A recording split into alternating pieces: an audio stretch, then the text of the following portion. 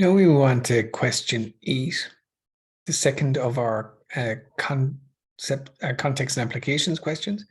This is a question that brings us back in time to the pyramids of Giza in Egypt. They're over 4,500 years old. Fiona is lying down at point A, looking up at the top of the pyramid. She measures the angle of elevation to the top of the pyramid to be 15 degrees.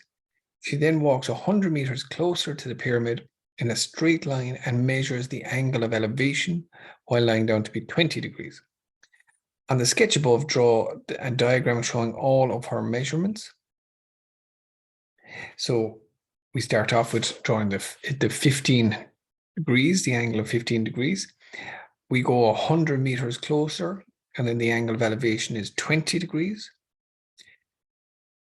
We use that information then to calculate the height of the pyramid H correct to the nearest meter. So it's a good idea at this stage for students to fill in as much information as we possibly can, knowing that a straight angle is 180. We can figure out that the one of the angles there is 160. Then that allows us to figure out the third angle in this triangle, taking away the 160 plus the 15, which is the 175 from 180, we're left with 5 degrees. Now we have 4 bits of information in that particular triangle. We know our end goal is to figure out H, but we're not going to be able to do that straight away. I'd say to students, a good bit of advice is to sometimes draw out the triangle separately. It makes it a bit more obvious. So that is one of the triangles that you could be drawing out. The second triangle that would be of use to you is this one.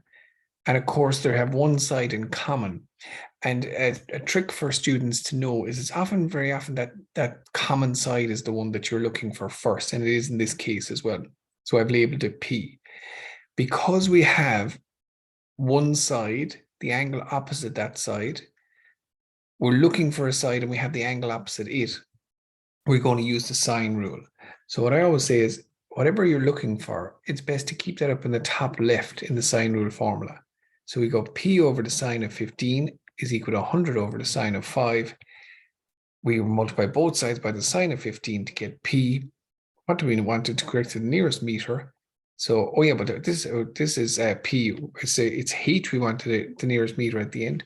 So P is only our little step to help us get there. So now once we have that, we're going to use this right angle triangle. And we know that H is the perpendicular height. Okay, so we're going to use then in the right angle triangle, we can use our trig ratio. So the opposite over, let me try that one again. The opposite over the hypotenuse. So that'll be sine. So the sine of 20 is H over P. We know what P is. So we can multiply the sine of 20 by 296.96. We're going to get an answer for H, the nearest meter, of 102 meters. And that's 10 marks. So a bit of work to get going with that. But overall, 102 meters for 10 marks at the end. And that'll lead us on to the next part. Fiona draws a three-dimensional sketch of the pyramid as shown. She recognizes that it has a square base with triangular faces. With 4 triangular faces, the top of the pyramid is directly above the center of the base. She calculates the side of the base to be 230 meters. Find the distance along the ground from the center of the base to one of the vertices and give your answer in third form. So for students, it's a good idea to read that a couple of times, mark out exactly what we're looking for. So in this case here, knowing that all sides of the pyramid are 230 meters, I can use Pythagoras' theorem, or I can use trig ratios to figure out what that diagonal length D is. And the reason that this will be 45 here is because it is a square base, the diagonals will split this 90-degree angle here into 45 and 45. So I can use my trig ratio. So in this case, I'll use cosine of 45. Cosine of 45 is the adjacent over the hypotenuse. The hypotenuse is D, the adjacent is 230. So I end up saying D is equal to 230 divided by cos 45. When I put that into the calculator, I'm going to get 230 root 2. I could use Pythagoras' theorem, same triangle. D squared is equal to 230 squared plus 230 squared. D squared is equal to 105,800. D is equal to the square root of 105,800. It's equal to 230 root 2. Now, of course, that's not exactly what we're looking for. We're looking for the distance, which is basically half of that. And how we get it is, what we do is we go halfway out from the vertex to the point directly below the apex. And that point is going to be halfway from one vertex diagonally to the other. So it's going to be half of 230 root 2. It's going to be 115 root 2. That distance was what we're looking for, and that is 10 marks. Find the length of the slanted edge L. And we got to be careful because a lot of different heights and slant heights, etc., that you can find here for a pyramid. So the slanted edge L of the pyramid correct to the nearest meter. Well, it turns out this is a right angle triangle question. It is another Pythagoras theorem question because we have a horizontal base meeting a vertical height. So even though it's kind of rotated at an angle, it is a 90-degree triangle. We must find L, and we're going to use Pythagoras' theorem to do so. 102 squared plus 105 root 2 to be squared. L squared is equal to 36854. The square root of that will give me L. We need to correct the nearest meter, so that'll be 192 meters. So 192 meters for that.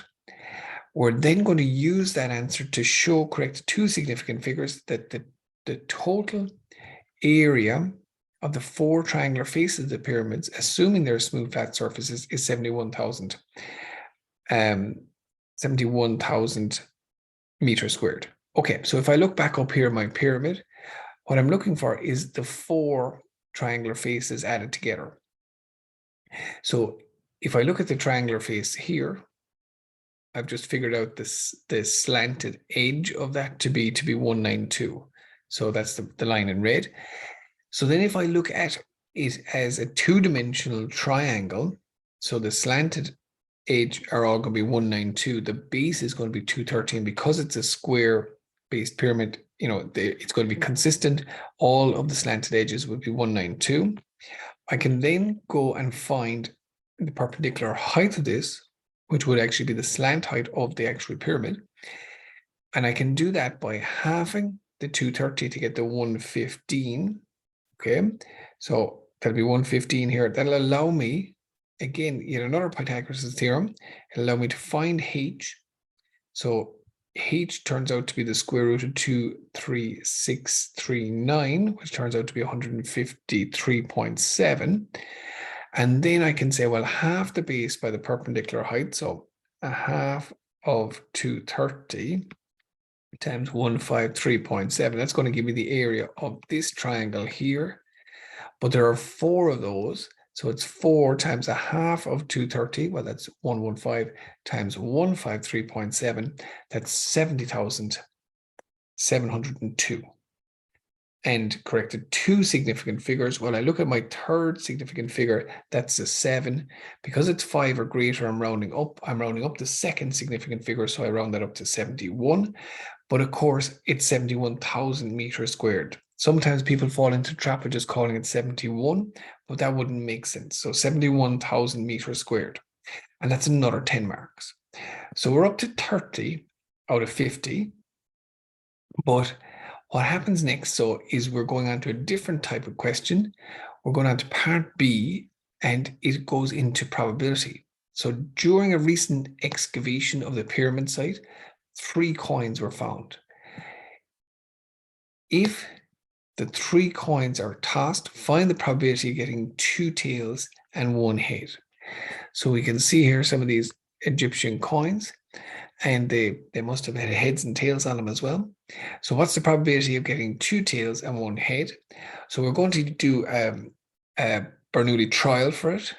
So in this case, because we're given the definite amount of successes and lack of success, failures. So 2 tails. So the tail is going to be a success. And the probability of success will be a half. The probability of a failure, which would be heads, is also going to be a half. There are 3 trials.